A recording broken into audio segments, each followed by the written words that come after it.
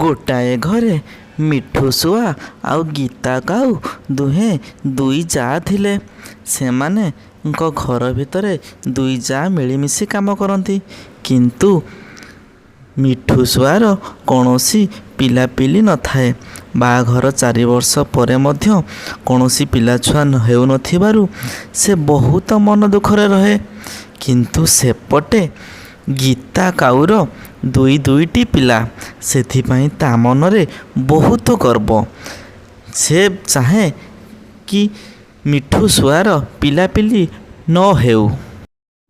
ଦେଖ, ଗୀତା ଅପା କୋଳରେ ଦୁଇଟି ପିଲା, ହେଲେ ମୋ କୋଳରେ ଗୋଟାଏ ବି ପିଲା ନାହିଁ। ଭଗବାନ କେତେ ନିଷ୍ଠୁର ନା! ମୁଁ ବହୁତ ଦୁଃଖରେ ଅଛି। କ'ଣ କରିବି କିଛି ଜାଣିପାରୁନି। ମୁଁ ବି ତ ସେଇଆ ଚାହୁଁଛି। ଯଦି ଆମ କୋଳରେ ପିଲାଟିଏ ହୁଅନ୍ତା, ତାକୁ ଆମେ କେତେ ସ୍ନେହ ପ୍ରେମରେ ବଡ଼ କରନ୍ତେ। ତାରି ସହିତ ଖେଳି ଆମ ଦିନ କଟିଯାଇଥାନ୍ତା। ଗୋଟାଏ କଥା ଜାଣିଛ, ମୋ ଗୀତା ଅପା ପିଲାକୁ କୋଳେଇ ନେବାରୁ ଗୀତା ଅପା ମୋତେ ମନା କଲା, ଖବରଦାର ମିଠୁ, ମୋ ପିଲା ଦେହରେ ହାତ ମାରିବୁନି। ଯେବେ ତୋର ପିଲା ହେବ ତୁ ତା ସହିତ ଖେଳିବୁ। ଏହା ଶୁଣି ମୋତେ ବହୁତ କାନ୍ଦ ଲାଗିଲା। ହୋଇଓ, ଜାଣିଛ କି ନାହିଁ, ଜଙ୍ଗଲ ଶେଷ ମୁଣ୍ଡରେ ଏକ ବାବା ରହୁଛନ୍ତି। ଯାହାର ପିଲାପିଲି ହେଉନାହିଁ, ସମସ୍ତେ ସେ ବାବା ପାଖକୁ ଯାଉଛନ୍ତି। ଆମେ ସେଇ ବାବା ପାଖକୁ ଗଲେ ହୁଅନ୍ତାନି? ଦେଖ ମିଠୁ, ମୋତେ ସେ ବାବାଙ୍କ ଉପରେ ଆଦୌ ବି ଭରସା ନାହିଁ। ଆଉ ସେଠିକୁ ବି ଯିବା ପାଇଁ ମୋର ବି ଇଚ୍ଛା ନାହିଁ। ଦେଖ, ପ୍ଲିଜ୍ ମନା କରନି। ଆମେ ଥରେ ସେ ବାବାଙ୍କ ପାଖକୁ ଯିବା, ଆମର ମନ କଥା କହିବା। ନିଶ୍ଚୟ ବାବା ଆମର କିଛି ହେଲ୍ପ କରିବେ। ମନା କରନି ପ୍ଲିଜ୍। ହଉ ଠିକ୍ ଅଛି, ତମେ ଯଦି କହୁଛ, ତାହେଲେ ଆମେ କାଲି ସକାଳେ ଉଠି ଗାଧୋଇ ପାଧୋଇ ସେ ବାବାଙ୍କୁ ଦର୍ଶନ କରିବା ପାଇଁ ବାହାରି ଯିବା। ଯଦି ଭଗବାନଙ୍କର ଆଶୀର୍ବାଦ ଥିବ, ତାହେଲେ ଆମର ପିଲାଟିଏ ହେବ। ହେ ପ୍ରଭୁ, ମିଠୁକୁ ତମେ ବାଞ୍ଝ କରି ରଖିଛ, ବହୁତ ଭଲ ହେଉଛି। ଯଦି ତାର ପିଲାଟିଏ ହେବ, ତାହେଲେ ମୋ ପିଲାମାନେ ବି ଶାନ୍ତିରେ ଟିକେ ଖାଇପାରିବେନି କି ଶାନ୍ତିରେ ଟିକେ ଖେଳିପାରିବେନି। ଆଉ ମୁଁ ତ ଚାହୁଁଛି ତାର ଯେପରି ପିଲାପିଲି ନ ହଉ। ଘରର ସବୁ କାମ ସେ ହିଁ କରିବ, ଆଉ ମୁଁ ମୋ ପିଲା ସହିତ ଖେଳିବି। ଗୀତା ଅପା, ଜଙ୍ଗଲ ଶେଷରେ ଏକ ବାବା ରହୁଛନ୍ତି। ଆମେ ସେ ବାବାଙ୍କୁ ଭେଟ କରିବାକୁ ଯାଉଛେ। ତାଙ୍କ ଆଶୀର୍ବାଦ ଯଦି ଥିବ, ଆମର ପିଲାଟିଏ ହେବ। ଆରେ ସତ ନା କ'ଣ? ତମେ କ'ଣ ସତର ସେ ବାବା ପାଖକୁ ଯାଉଛ ନା କ'ଣ? ହଉ ଠିକ୍ ଅଛି, ଦେଖିକରି ଯାଅ। ହଉ ଗୀତା ଅପା, ତାହେଲେ ଆମେ ଆସୁଛେ। ଯଦି ଆସିବା ବେଳକୁ ଡେରି ହୋଇଯାଇଥାଏ, ତମେ ଚିନ୍ତା କରିବନି। ତମେ ଖାଇଦେଇ ଶୋଇପଡ଼ିବ। ଆମେ ଠିକ୍ ଠାକ୍ ଫେରିଆସିବୁ। ହଁ, ମୁଁ ତ ସେଇଆ ଚାହୁଁଛି, ତମ କୋଳରେ ବି ପିଲାଟିଏ ହେଇଯାଉ। ଉପର ମନରେ ସିନା ଗୀତା କାଉ ଏହିପରି କହୁଥାଏ, ହେଲେ ଭିତରେ ଚାହୁଁଥାଏ ଯେ ମିଠୁର କିପରି ପିଲା ନ ହଉ। ତାପରେ ମିଠୁ ଶୁଆ ଆଉ ତାର ସ୍ୱାମୀ ସହିତ ଜଙ୍ଗଲ ଶେଷ ମୁଣ୍ଡରେ ଥିବା ବାବା ପାଖକୁ ଭେଟ କରିବାକୁ ଗଲେ। କିନ୍ତୁ ଏପଟେ ଗୀତା କାଉ ମନେ ମନେ ବହୁତ ରାଗି ଯାଇଥାଏ। ଭାବୁଥାଏ, ଦେଖିବା କିପରି ତାର ପିଲାଟିଏ ହୋଇଯିବ। ସେମାନେ ବାବାଙ୍କ ପାଖରେ ପହଞ୍ଚିବା ବେଳକୁ ଅଲରେଡ଼ି ବାବାଙ୍କ ପାଖରେ ଭିଡ଼ ଲାଗି ରହିଥାଏ।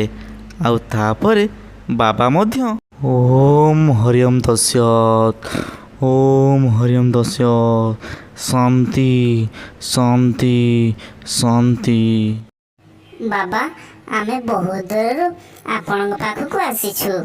ଆପଣଙ୍କର ମହିମା ବହୁତ ଦୂରରେ ପ୍ରଚାର ହେଉଛି।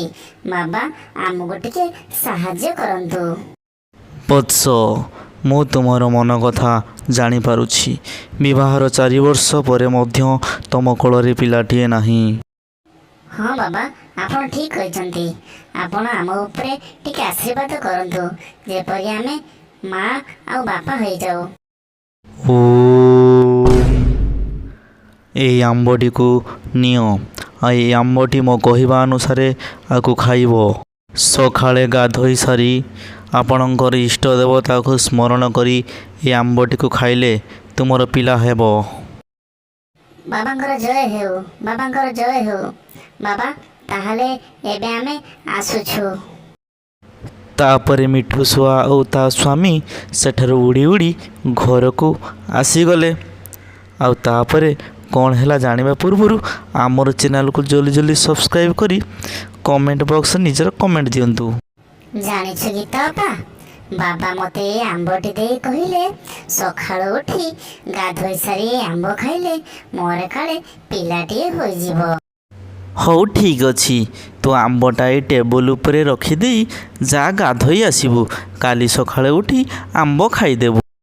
ଆରେ ଯାଉଛି, ଯଦି ଏଇ ଆମ୍ବଟାକୁ ମୁଁ ଖାଇଦେବି ତାହେଲେ ମୋର ଆଉ ଗୋଟେ ପିଲା ହେଇଯିବ। ସେ ମିଠୁର ପିଲା ହେବ ନାହିଁ, ମୋର ତିନୋଟି ପିଲା। ବହୁତ ମଜା ହେବ। ଏହା କହି ଗୀତା କାଉ ସେ ଆମ୍ବଟିକୁ ଖାଇବାକୁ ଲାଗିଲା। ସେପଟେ ମିଠୁ ଶୁଆ ଗାଧୋଇବାକୁ ଯାଇଥାଏ। ସେ ଆସୁ ଆସୁ ଗୀତା କାଉ ଆମ୍ବଟିକୁ ଖାଇ ଶେଷ କରିଦେଲା। ମୋ ପେଟ କ'ଣ ହେଇଯାଉଛି। ମିଠୁ ମିଠୁ ଦୌଡ଼ିଆ, ମୋ ପେଟ କ'ଣ ହେଇଯାଉଛି। ମରିଗଲି ଲୋ, ମୋ ପେଟ କ'ଣ ହେଇଯାଉଛି, ମୁଁ ଆଉ ବଞ୍ଚିବିନି। ଗୀତା କାଉ ସେ ଆମ୍ବଟି ଖାଇଦେବା ଯୋଗୁଁ ତା ପେଟରେ ପ୍ରବଳ ଯନ୍ତ୍ରଣା ହେଲା। ଆଉ ତାପରେ ମିଠୁ, ମୁଁ ଆଉ ବଞ୍ଚିବିନି, ମୋ ପେଟ କ'ଣ ହେଇଯାଉଛି। ମିଠୁ ମୋତେ କ୍ଷମା କରିଦେବୁ। ମୁଁ ଚାହୁଁଥିଲି ତୋର ପିଲାଟିଏ ନ ହେଉ। ତୁ ପିଲା ହେଲେ ମୋ ପିଲାର କେହି ଯତ୍ନ ନେବେନି, ସେଥିପାଇଁ ମୁଁ ସେ ଆମ୍ବଟି ଖାଇଦେଲି। ମୋତେ କ୍ଷମା କରିଦେବୁ ମିଠୁ, ମୋତେ କ୍ଷମା କରିଦେବୁ। ନାଇଁ ଅପା, ତମେ ଚିନ୍ତା କର ନାହିଁ, ତମର କିଛି ବି ହବନି, ତମେ ଠିକ୍ ହୋଇଯିବ, ତମର କିଛି ହବନି। ମୁଁ ତମ ପିଲାର ଯତ୍ନ ନେବି।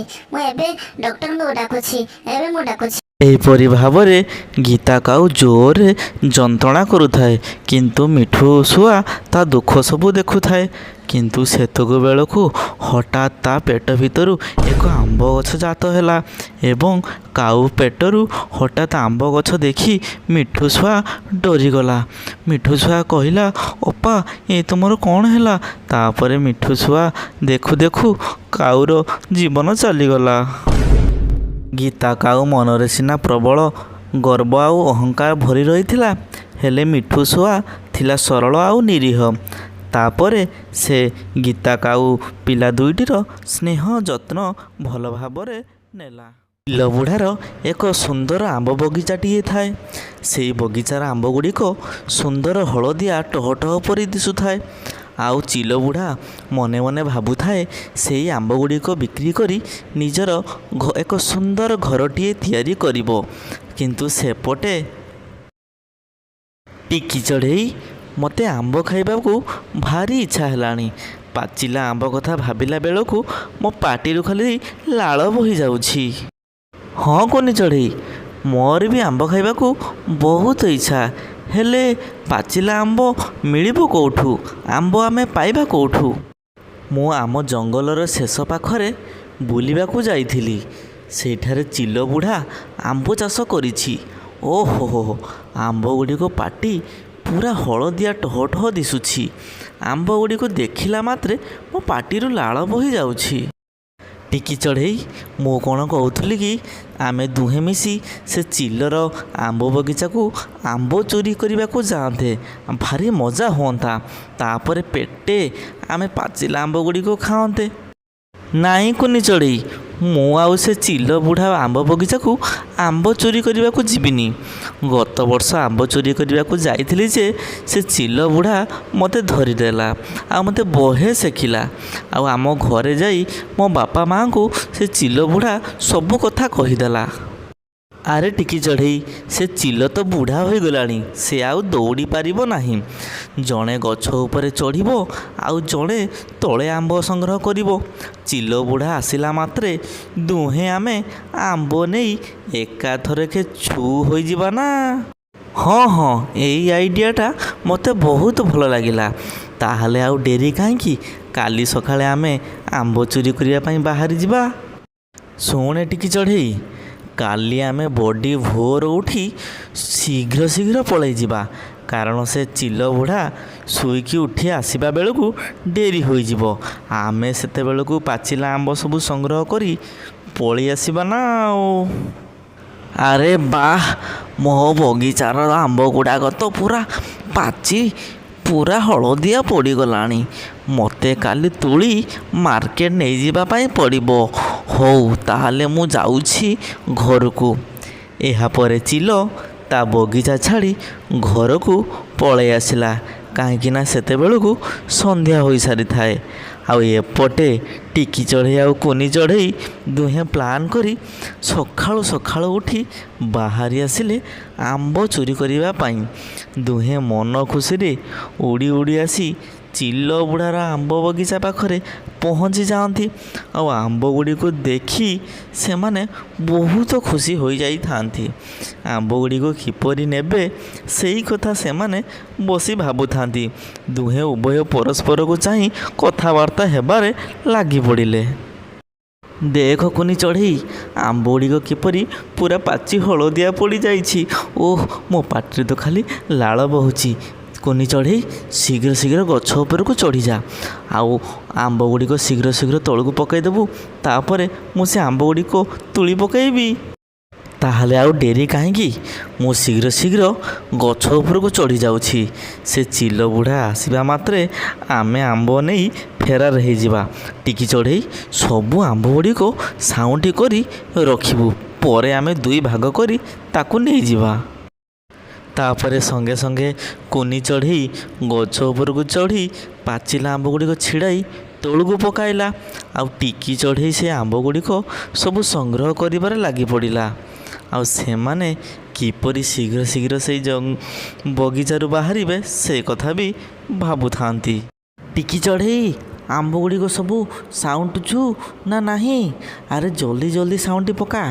ଦିନ ହେଇ ଆସିଲାଣି। ସେ ଚିଲ ବୁଢ଼ା ଆସିଯାଇପାରେ। ସେ ଆସିବା ବେଳକୁ ଯେପରି ଆମର ସବୁ ଆମ୍ବ ସଂଗ୍ରହ କରିବା ସରିଯାଏ। ମନେ ରହିଲା ତ? ଜଲ୍ଦି ଜଲ୍ଦି କଲେକ୍ଟ କରି ପକା ଆମ୍ବ। କିନ୍ତୁ ଏପଟେ ଚିଲ ବୁଢ଼ା ଘରୁ ବାହାରି ଆମ୍ବ ସଂଗ୍ରହ କରିବା ଆଶାରେ ବାହାରିଯାଏ। ମନେ ମନେ ଭାବୁଥାଏ, ପାଚିଲା ଆମ୍ବ ଗୁଡ଼ିକ ଆଣି ବଜାରରେ ବିକ୍ରି କରିବ। ଆରେ ଆଜି ମୋତେ ଆମ୍ବ ଗୁଡ଼ିକ ନେଇ ବଜାରରେ ବିକ୍ରି କରିବା ପାଇଁ ଯେମିତି ହେଉ ପଡ଼ିବ। ତାପରେ ମୁଁ ଏକ ସୁନ୍ଦର ଘରଟିଏ ତିଆରି କରିବି। ମୋ ବଗିଚାର ଆମ୍ବ ଗୁଡ଼ିକ କେତେ ସୁନ୍ଦର। ଟିକି ଚଢ଼େଇ, ଚିଲ ବୁଢ଼ା ଆସିଗଲା। ଜଲ୍ଦି ଜଲ୍ଦି ଆମ୍ବ ଗୁଡ଼ିକ ସଂଗ୍ରହ କରି ପକା। ମୁଁ ଗଛ ତଳକୁ ଓହ୍ଲାଇ ପଡ଼ୁଛି। ଶୀଘ୍ର ଆମ୍ବ ଗୁଡ଼ିକ ନେଇ ପଳାଇ ଯିବା। ଚିଲ ବୁଢ଼ା ଆସିଗଲା। କୁନି ଚଢ଼େଇ, ଜଲ୍ଦି ଶୀଘ୍ର ଶୀଘ୍ର ତଳକୁ ପଳାଇ ଆସ। ସେ ଚିଲ ବୁଢ଼ା ଧରି ନେଲେ ଆମକୁ ବହେ ସେକିବ। ମୋତେ ଭାରି ଡର ଲାଗୁଛି। ଜଲ୍ଦି ପଳାଇ ଆସ।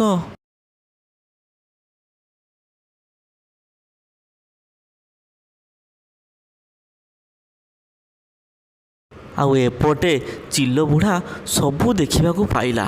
କିଏ ଦୁଇ ଜଣ ପକ୍ଷୀ ଆସି ତା ବାଡ଼ିରୁ ଆମ୍ବ ଚୋରି କରୁଛନ୍ତି। ଆଉ ସଙ୍ଗେ ସଙ୍ଗେ ଚିଲ ବୁଢ଼ା ଚିତ୍କାର କରିବାର ଲାଗି ପଡ଼ିଲା। ଆରେ ଟିକି ଚଢ଼େଇ, ଏମିତି ହୁଣ୍ଡା ଭଳି ଅନେଇଛୁ କ'ଣ? ଜଲ୍ଦି ଆମ୍ବ ଗୁଡ଼ିକ ଜଲ୍ଦି ଜଲ୍ଦି ରଖ। ଜଲ୍ଦି ପୁରା। ଆରେ ଜଲ୍ଦି ଆମକୁ ଏଠୁ ପହଳି ଯିବାର ପଡ଼ିବ, ନହେଲେ ଚିଲ ବୁଢ଼ା ଆମକୁ ଧରି ନେବ। ଆମ୍ବ ଗୁଡ଼ିକ ଜଲ୍ଦି ଧର ଟିକି ଚଢ଼େଇ। ତାପରେ ଚିଲର ପାଟି ଶୁଣି ଟିକି ଚଢ଼େଇ ଆଉ କୁନି ଚଢ଼େଇ ଏକାଥରେ ଫେରାର ହୋଇଗଲେ। ରୁହ ରୁହ ବାଳୁଙ୍ଗା ଚଢ଼େଇ, ତମକୁ ଆଜି ଦଉଛି ରହିଥିବ। ତମ ଘରକୁ ଯଦି ଯାଇ ତମ ବାପା ମାଆଙ୍କୁ କହି ମାଡ଼ କହିଛି, ମୋ ନାଁ ବି ଚିଲ ବୁଢ଼ା ନୁହଁ। ଟିକି ଚଢ଼େଇ, ଯା ହଉ ସେ ଚିଲ ବୁଢ଼ା ଆସିବା ମାତ୍ରେ ଆମେ ସେଠାରୁ ଛୁ ହୋଇଯାଇଛେ। ଭାରି ମଜା ଲାଗିଲା। କେତୋଟା ଆମ୍ବ ଆଣିଛୁ? ମୁଁ 2ଟି ଆମ୍ବ ଧରିଛି। ଆଉ ମୁଁ ପେଟ ପୂରା ଆମ୍ବ ସବୁ ଖାଇ ଦେଇଛି।